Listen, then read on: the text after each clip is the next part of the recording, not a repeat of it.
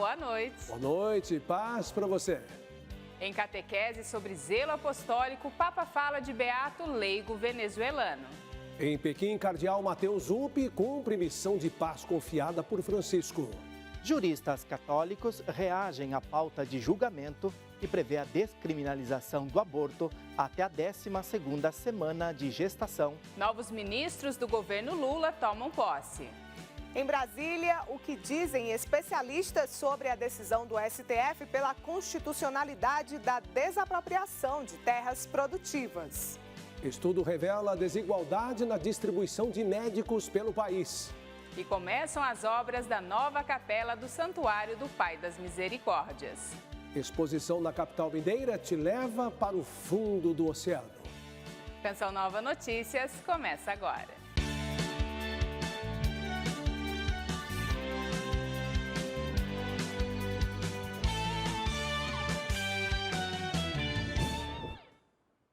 Na audiência geral desta quarta-feira, o Papa Francisco seguiu a série de catequeses sobre o zelo apostólico e apresentou o exemplo do beato José Gregório Hernandes, leigo venezuelano conhecido como médico dos pobres. Il beato José Gregorio Hernández Cisneros apprese la fede soprattutto dalla madre. O beato José Gregório aprendeu a fé de sua mãe. Era um homem humilde, gentil e generoso, que via Jesus nos pobres, doentes, migrantes e nos que sofrem. Ele tinha o desejo de ser sacerdote, mas vários problemas de saúde o impediram. Contudo, tornou-se um médico ainda mais sensível às necessidades dos outros. Il successo che mai ricercò nel mondo. O Papa destacou que o beato preferiu a riqueza do evangelho ao dinheiro e que o sucesso que nunca procurou no mundo recebeu das pessoas, que o chamam de santo do povo, apóstolo da caridade e missionário da esperança. Apóstolo della carità, missionário della esperança. O beato compreendeu que, mediante o cuidado dos doentes, colocaria em prática a vontade de Deus, socorrendo quantos sofrem, dando esperança aos pobres, testemunhando a fé não com palavras, mas com o exemplo. Não a parole, mas com l'esempio. Sua força vinha da intimidade com Deus, explicou o Papa. José Gregório era um homem de oração que diariamente participava da Santa Missa e rezava o terço. Diante deste testemunho de vida cristã, Francisco convidou cada um a se perguntar: qual a minha reação diante de Jesus presente nos pobres e naqueles que mais sofrem? Faço algo ou permaneço de braços cruzados? Que é presente nei poveri, vicino a me, di fronte nel mondo, cosa faccio? Para o Santo Padre, o testemunho estimula o compromisso diante das grandes questões sociais, econômicas e políticas de hoje, já que o cristão é chamado a promover o bem, a paz e a justiça. Também isto é zelo apostólico, é anúncio do Evangelho.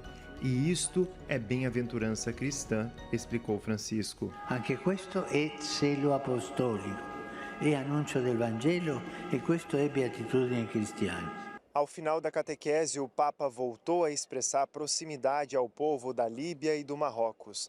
Diante das tragédias enfrentadas por esses países nos últimos dias, ao recordar as enchentes na Líbia, pediu que a solidariedade com esses irmãos, provados por uma calamidade tão devastadora, não falhe. Pelo povo marroquino atingido por um forte terremoto, pediu orações para que o Senhor lhes dê forças para superar esse terrível incidente e não deixou de renovar seu apelo pela paz na Ucrânia. O presidente da Conferência Episcopal Italiana, cardeal Mateus Zuppi, chegou a Pequim, seguindo a missão de paz confiada pelo Papa Francisco. A visita vai até sexta-feira e tem o objetivo de aliviar as tensões na Ucrânia. Depois de passar por Kiev, Moscou e Washington, o cardeal Mateus Zuppi terá encontro com autoridades em Pequim, na China. A missão do religioso é chamada pelo Papa de ofensiva de paz.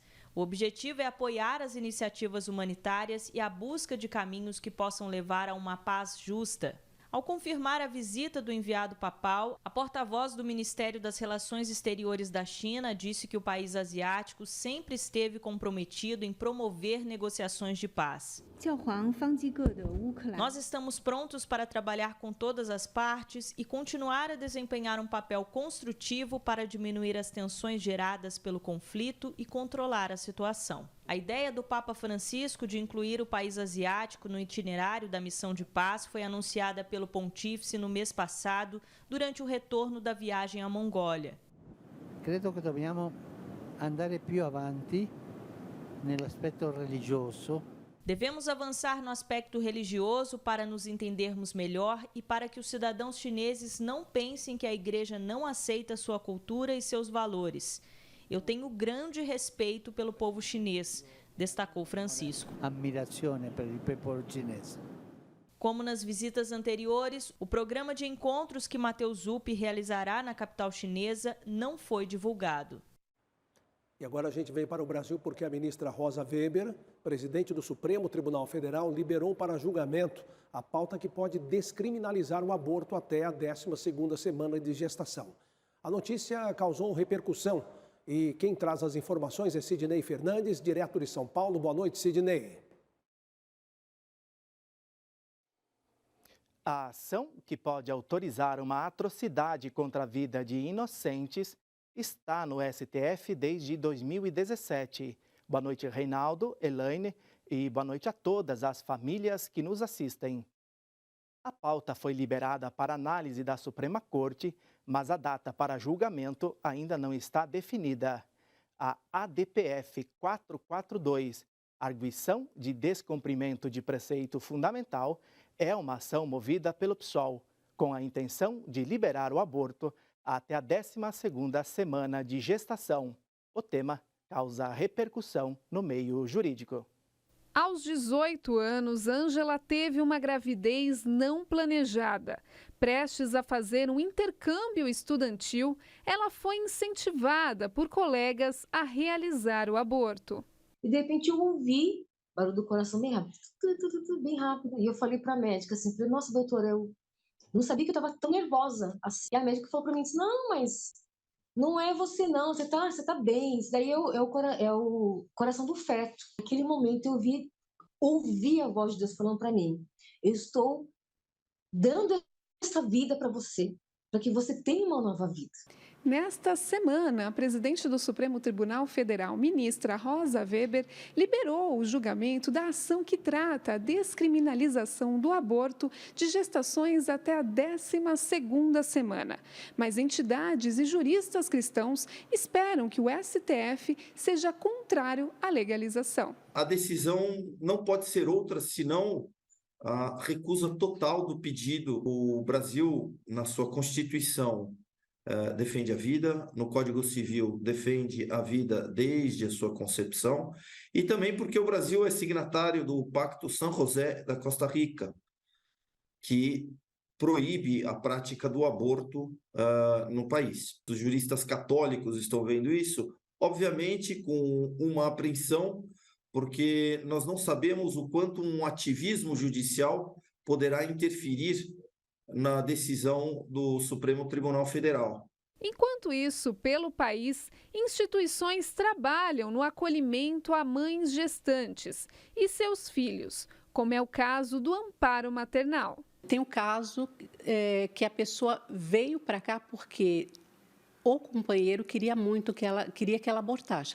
Ele não aceitava essa gestação. Ela queria muito, né, ter essa filha e veio para preservar a vida. E aqui ela conseguiu encontrar essa rede de apoio. Para Ângela, a decisão de continuar a gestação deu um novo sentido à sua história. Então, hoje eu sou casada, né, com meu esposo, meu filho tem 31 anos, tenho uma outra filha de 16 anos e sou consagrada na Canção Nova. Então, eu sempre falo, né, que naquele momento, se eu abortasse meu filho, eu estaria também abortando os planos de Deus na minha vida. A Conferência Nacional dos Bispos do Brasil, a CNBB, vai divulgar nesta quinta-feira uma nota de posicionamento da Igreja sobre a decisão do STF de liberar o julgamento da ação que trata da descriminalização do aborto até a 12ª semana de gestação concedida pelo Supremo. Olha, a seguir nós vamos falar da posse dos novos ministros do governo Lula. Ministros do Supremo dizem que é constitucional desapropriar terras produtivas.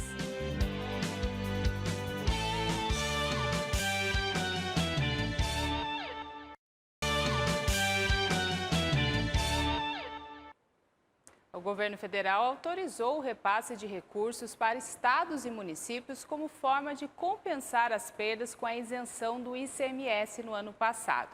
Nós vamos voltar a Brasília com a Liana Nunes agora. Boa noite, Liana. É isso sim, mas a liberação ainda precisa de aval do Congresso Nacional, viu? Boa noite para você e para tanta gente que nos acompanha neste momento. O valor estava previsto para o pagamento no ano que vem, mas o Executivo Federal trabalha pela antecipação. Os municípios do Vale do Taquari, no interior gaúcho, também vão receber recurso do BNDES. O anúncio da antecipação de recursos foi feito pelo ministro de Relações Institucionais. Cerca de 10 bilhões de reais irão para estados e municípios. A liberação foi incluída em um projeto de lei com previsão de votação na Câmara nesta quarta-feira. E incluir também nesse relatório uma compensação da queda dos meses de julho, agosto e setembro do FPM. O FPM até julho vinha repassando um valor maior do que o de 2022, né? Os municípios receberam mais até julho do que 2022. Julho, agosto e setembro teve uma queda. Se aprovada no Congresso, a antecipação de recursos encerra uma batalha travada entre estados, municípios e a União. Em 2022, a isenção e reduções de impostos sobre a gasolina, diesel, comunicações, energia elétrica e transporte coletivo diminuiu os repasses para governos estaduais e municipais. Entidades de representação de municípios e governadores entraram com uma ação no Supremo Tribunal Federal para reverter as perdas de arrecadação. Essa compensação é boa para os estados, mas é muito boa também para os municípios, porque 1/4 disso chega para os municípios. Depois de uma reunião ministerial no Palácio da Alvorada, ao lado de Geraldo Alckmin, o presidente Lula também anunciou a destinação de recursos para os municípios atingidos pelas enchentes no Rio Grande do Sul. Nós tomamos uma decisão agora de fazer uma concessão de empréstimo do BNDES de R$1 bilhão para ajudar a recuperar a economia de todas as cidades e, ao mesmo tempo, a liberação de 600 milhões do Fundo de Garantia para atender 354 mil trabalhadores que têm fundo de garantia. E os ministros do Supremo Tribunal Federal confirmaram por unanimidade a constitucionalidade para a desapropriação de terras produtivas sem função social. A decisão rejeita uma ação protocolada em 2007 pela Confederação da Agricultura e Pecuária do Brasil. De acordo com a Constituição Federal, a função social existe quando a propriedade rural utiliza os recursos naturais, preserva o meio ambiente e segue a legislação trabalhista. O questionamento da ação direta de inconstitucionalidade, ajuizada pela Confederação da Agricultura e Pecuária do Brasil em 2007, indicava que propriedades desapropriadas por falta da função social têm relação com interesses da reforma agrária, o que poderia prejudicar muitos produtores rurais. Um agricultor brasileiro de qualquer tamanho tem que ter na sua atividade a maior produtividade do mundo, senão ele está ameaçado de perder a terra. Então, baseado que 100% são os melhores produtores, você vai ter aí quase todas as terras disponíveis para alegação de possibilidade de não cumprir a função social. A Suprema Corte julgou o caso em plenário virtual. O relator, ministro Edson Fachin, entendeu que o argumento apresentado pela Confederação da Agricultura e Pecuária do Brasil equiparava a propriedade produtiva à improdutiva, ao associar os conceitos de grau de utilização da terra e eficiência de sua exploração. A aplicação desses princípios da Constituição, eles serão objeto de revisão porque a realidade do mundo hoje é totalmente diferente da época que isso foi editado, tanto a Constituição quanto a própria lei. Além do aspecto social, a desapropriação de imóveis rurais no Brasil pode gerar impacto para a economia do país. Criar insegurança jurídica traz incerteza ao negócio econômico, que, porventura, faz com que os investimentos reduzam. A ausência de dólares entrando por causa da falta de investimento, a demanda por dólares para mandar para o exterior por parte dessas pessoas, vai fazer que o dólar suba muito. Dólar subindo, impacto na inflação. Tudo que for importado, inclusive gasolina, né, vai subir de preço. De acordo com a Constituição, a desapropriação de terra deve ser feita a partir de indenização em títulos da dívida agrária, paga em até 20 anos, com preservação do valor real da área. O presidente Lula empossou hoje os 3 novos ministros de seu governo. Márcio França assumiu o Ministério das Micro e Pequenas Empresas. Ele estava à frente do Ministério de Portos e Aeroportos, mas foi trocado para acomodar mais partidos no governo. Silvio Costa passou a comandar a pasta dos Portos e Aeroportos e André Fufuca tomou posse como ministro do Esporte. E agora vamos falar de literatura sobre a vida dos santos.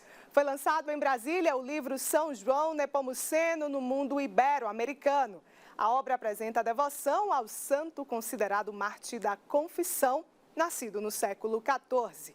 Eu estive presente no momento do lançamento e trago mais detalhes na reportagem.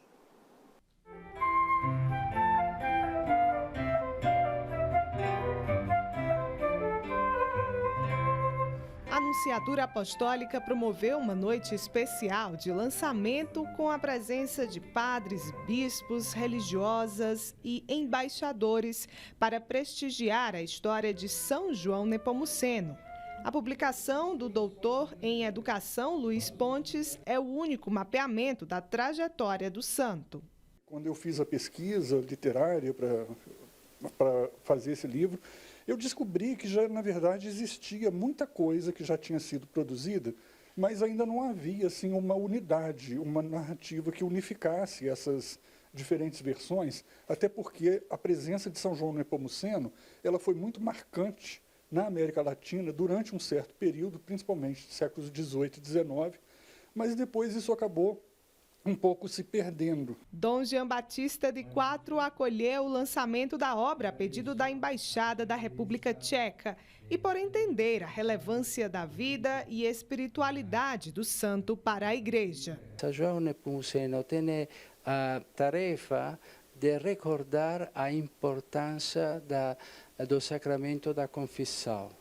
E o secreto da confissão é parte da identidade do sacerdote. E São João Nepomuceno, obediente a essa identidade sacerdotal, representa a riqueza de um sacramento. Além da obra, uma exposição fotográfica apresentou a importância do santo para o povo europeu. A divulgação da devoção de São João Nepomuceno no Brasil foi de responsabilidade dos jesuítas, quando a Companhia de Jesus chegou ao país em 1549. O santo, mártir de inspiração para a ordem religiosa, também foi influência para a criação da cidade de São João Nepomuceno, em Minas Gerais, estreitando assim os laços entre o Brasil e a República Tcheca, país de origem do santo. Em 2016 nasceu uma relação, a relação da irmandade entre São João Nepomuceno e a cidade tcheca Nepomuk. Dessa relação puramente institucional surgiu uma coisa muito maior, surgiu uma relação de amizade entre as pessoas. Nós ficamos por aqui. Amanhã tem mais notícias de Brasília. Desejo a todos uma ótima noite. Volto com vocês na Central de Jornalismo. Boa noite e até amanhã. Olha, a seguir você vai ver como a distribuição de médicos pelo país é desigual. E Clube da Evangelização faz campanha de incentivo à devoção à Virgem Maria.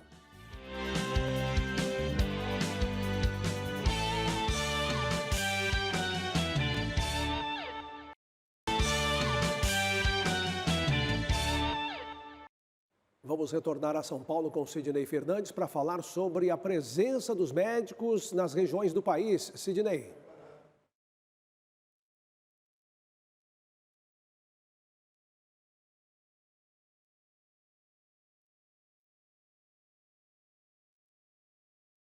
É isso, um estudo feito pela Faculdade de Medicina da Universidade de São Paulo e a Associação Médica Brasileira revela a desigualdade na distribuição de médicos pelo país. Os detalhes você confere na reportagem de Flávio Rogério e Adilson César Rodrigues. Sérgio veio de São Vicente, no litoral de São Paulo, para fazer exames na capital paulista. O porteiro, que faz tratamento oncológico, relata que não consegue realizar o acompanhamento perto de casa. Marcar consulta, você marca até no mesmo dia. O problema é daqui 3 meses, 4 meses, até 5 meses demora, entendeu? Todo lugar precisa de mais médicos. Moro em São Vicente e me trato em Santos. E venho fazer exame em São Paulo. Tá vendo? Como é que é a globalização? Centenas de pessoas vêm de diferentes cidades para tentar atendimento no Hospital das Clínicas em São Paulo. Se for um exame de 2 a 3 meses, consulta 1 mês, 1 mês e meio. O estudo, baseado nos dados mais recentes do Censo Demográfico e do Conselho Federal de Medicina, mostra que no Brasil existem cerca de 545 mil profissionais para atender as mais de 203 milhões de pessoas. São menos de 3 médicos para cada 1.000 habitantes. Estados Unidos, Reino Unido na Europa, o Canadá, o Japão. Esse país tem o mesmo número de médicos que nós, estão ao redor de 2,7, nem mais, nem menos. Portanto, essa análise poderia equivocadamente nos levar a supor que nós estamos bem, né? Entretanto, essa não é a verdade. O estudo também mostra que há desigualdade na distribuição de médicos entre as populações nas diversas regiões do Brasil. O Sudeste tem a maior densidade médica, seguida do Centro-Oeste e da região Sul. As regiões Norte e Nordeste estão abaixo da média nacional. Você não consegue mandar um médico para um lugar que não vai ter acesso a exame, que não vai ter acesso ao hospital, que não vai ter acesso a nada. Para o presidente da Associação Médica Brasileira, o SUS é uma importante ferramenta para a população. No entanto, é necessário investir em políticas públicas mais eficazes. O Ministério da Educação é responsável pela formação dos médicos, né? E o Ministério da Saúde pelo provisionamento, pelo estabelecimento de políticas de saúde, estabelecendo quais são as prioridades da população brasileira. Por hoje é só, amanhã tem mais notícias da capital paulista. Agora vamos saber com Elaine se tem mudança amanhã na previsão do tempo aqui para São Paulo. Elaine. Isso mesmo, nesta quinta-feira chove a qualquer hora do dia em São Paulo e o calor diminui para 26 graus. Os maiores acumulados no estado são previstos para o litoral norte e o Vale do Paraíba. No centro-sul de Minas Gerais e no Rio de Janeiro, a chuva mais isolada vem no fim do dia. O maior volume no Rio deve ocorrer na região serrana e, com isso, a temperatura segue lá em cima. E olha, essa mudança no tempo é por conta da passagem de uma frente fria vinda lá do sul do país. Por lá, nos 3 estados, o céu ficará encoberto e chuvoso. Na fronteira oeste, já não chove mais. E quase todo o centro-oeste entra na rota da chuva, mas será de forma isolada. Os termômetros permanecem acima dos 30 graus, com exceção de Campo Grande, onde a máxima é de 21 graus. A chuva será passageira no litoral do Nordeste e em forma de pancadas na região norte. As mais intensas se concentram entre o Acre, Rondônia e o Amazonas.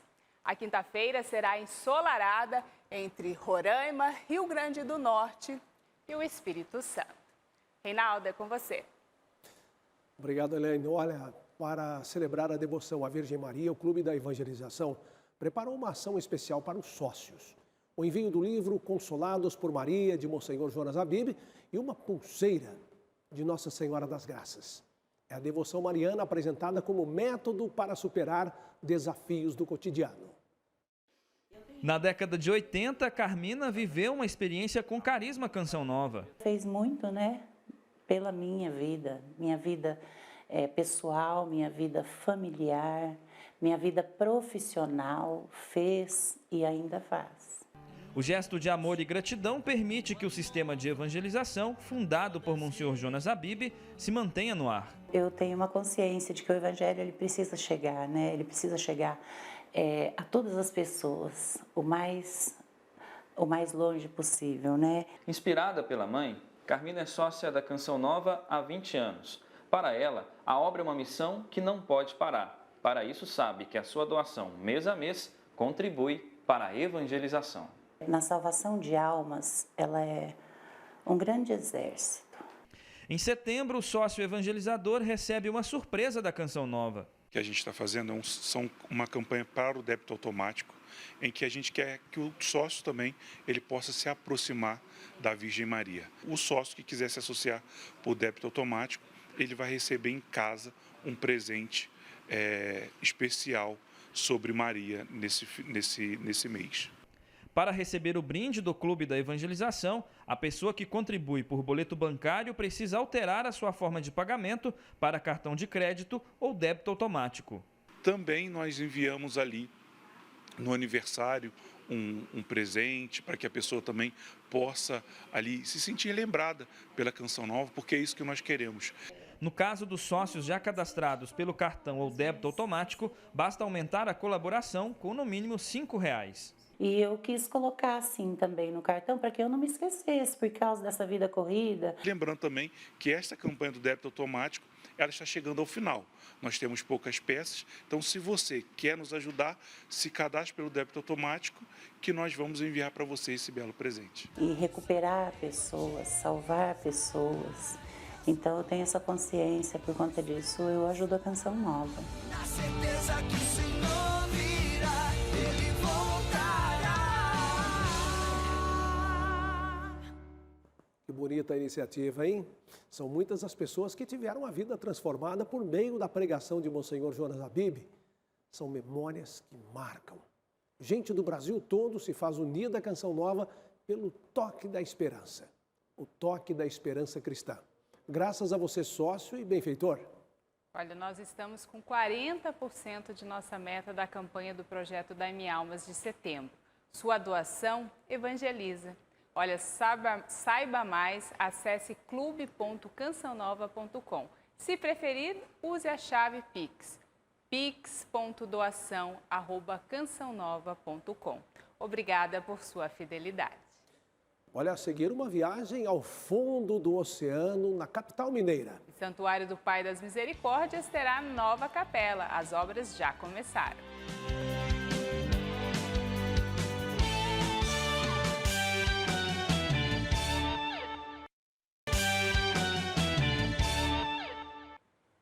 No Brasil, existem mais de 230 mil pequenos, médios e grandes produtores de camarão e pescados em cativeiro. A segunda edição da Expo Pesca quer fomentar a cadeia produtiva do setor no Nordeste. O evento em Aracaju reúne pescadores, produtores e representantes do segmento da aquicultura e da pesca dos estados da Bahia, Alagoas e Sergipe. O objetivo é discutir temas variados a fim de fortalecer o setor nos 3 estados e no Nordeste. O evento converge palestras e informação com a parte de negócio, economia criativa, mostrando como isso é grande, como isso é forte. A Expo Pesca é um dos eventos mais importantes do Nordeste na discussão de políticas públicas para o setor de pesca e aquicultura. Cerca de 10 mil pessoas devem passar por aqui até o último dia do evento. Um dos projetos a ser apresentado no evento é o repovoamento do Rio São Francisco, trabalho realizado pela Codevasf e pela Universidade Federal de Alagoas. O objetivo é recompor a fauna do rio com espécies nativas, como, por exemplo, o camarão-pitu. Que é uma espécie de grande valor econômico e social, porque alcança grandes preços, chegando a R$ 120 o quilo. Então, tem grande interesse para os pescadores e ela realmente entrou em declínio, e já com risco de extinção. E através desse trabalho nós estamos colocando de volta no Rio São Francisco. Para representante do Ministério da Pesca e Aquicultura, o evento é importante para a construção do Plano Nacional de Desenvolvimento Sustentável da Aquicultura. Porque a pesca artesanal, ela tem um limite. Você não pode pescar um peixe e não deixar dois. Como é que eles vão reprocriar? Mas com a aquicultura é diferente. Nós já estamos na discussão do Plano Nacional do Desenvolvimento Sustentável da Aquicultura no Brasil. Sergipe é o quarto maior produtor de camarão do Brasil e envolve quase 30 mil pessoas entre pescadores e aquicultores. Inclusive, o camarão foi inserido no cardápio da merenda escolar de 42 escolas da rede estadual de ensino. Por mês, cerca de 10 mil quilos do crustáceo, adquiridos da agricultura familiar do estado, compõem a merenda de 20 mil alunos. A Expo Pesca segue até o próximo dia 16 de setembro. Que tal uma viagem ao fundo do oceano, hein? Uma exposição em Belo Horizonte permite aos visitantes mergulharem nessa experiência. Arte e tecnologia, união capaz de nos levar a lugares inimagináveis. Na exposição Oceanos Imersão em Azul, o convite é aproximar o visitante de um dos elementos mais abundantes no planeta. O elemento água, um elemento que é tão importante para a sociedade, para o ser humano, para a civilização e para o planeta, de uma forma artística, etérea e transformar em uma obra de imersão. A mostra está dividida em 3 salas. Na primeira é possível compreender a proposta da obra. Já na segunda, as imagens projetadas no chão possibilitam outra vivência. É na terceira sala que o visitante tem a oportunidade de acessar as profundezas do oceano. Uma combinação de sons e imagens proporcionam esta experiência. Projeções nas paredes e no piso, de poucas gotas de água ao mais profundo e desconhecido do fundo do mar. Pouco mais de 20 minutos de imagens levam o visitante a se sentir parte da mostra. E realmente eu estou sentindo que eu estou no profundo mesmo da água. Vale sentar no chão, no banco, ficar parado em um único lugar ou circulando. Um jogo de luzes, sombras e sons que atraem e encantam o público. Eu pensei que eu poderia desfrutar dessa sensação maravilhosa. Essa exposição ela é surpreendente, uma experiência inovadora, a imagem de cor, tonalidade do azul, o movimento da água, é uma experiência válida, um passeio maravilhoso.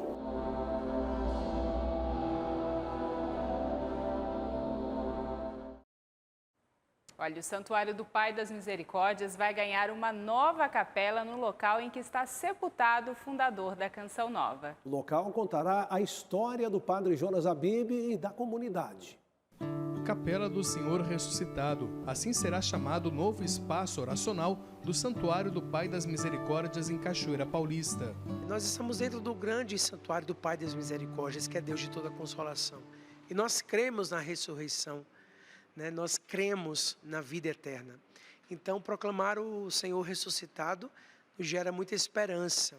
E o Padre Jonas foi um homem que nos trouxe muita esperança, que proclamou muito a ressurreição. A ideia foi justamente transformar esse espaço onde o padre está sepultado num ambiente oracional, uma capela sem reserva eucarística, onde nós vamos, através dos elementos, especialmente do mosaico, contar um pouco daquilo que é a espiritualidade do Padre Jonas e também nós, Canção Nova. A arquiteta e missionária da comunidade detalha que 4 características marcantes da história do Padre Jonas e da Canção Nova estarão presentes em um mosaico. O batismo no Espírito, porque o Padre Jonas era o nosso Miss Pentecoste. Ele sempre nos ensinou sobre essa vida no Espírito e o uso dos dons do Espírito. A volta de Jesus, porque a Canção Nova tem essa missão de preparar o povo para a segunda volta de Jesus. O feito tudo para todos, porque esse é o lema do nosso fundador e também a sua musicalidade. Enquanto as obras continuarem e esse espaço oracional novo não estiver pronto, Os peregrinos que visitarem aqui o túmulo ainda vão poder prestar homenagens ao fundador da comunidade Canção Nova. É claro que aqui vai ter barulho, vai ter poeira, mas nós vamos delimitar um espaço para que as pessoas possam vir fazer seu momento de oração, possam visitar o espaço onde o nosso fundador está sepultado. A gente sabe que no dia 12 de dezembro nós vamos viver, celebrar um ano de falecimento do Padre Jonas. Então a gente já quer no Osana abrir essa capela para já estar tudo pronto para o povo de Deus ali rezar e fazer as suas orações. O trabalho minucioso e caprichado deve proporcionar momentos de profunda conexão com o sagrado. Nosso trabalho, nosso objetivo é justamente levar a beleza. E se tratando de arte sacra, nós queremos levar não só a beleza, mas a beleza que leva a um momento de oração, um momento de intimidade. Já temos a Capela João Paulo II e agora, em breve, a Capela do Senhor Ressuscitado, que também será um local de oração e com certeza de muita entrega a Deus. Olha, essas foram as notícias deste 6 de setembro, mas no nosso Instagram, @CNNotícias, você acompanha tudo o que acontece na igreja, no Brasil e no mundo. A partir das 8 horas, tem missa do Clube da Evangelização, direto do Santuário do Pai das Misericórdias. Boa noite, paz para você. Uma ótima noite para você.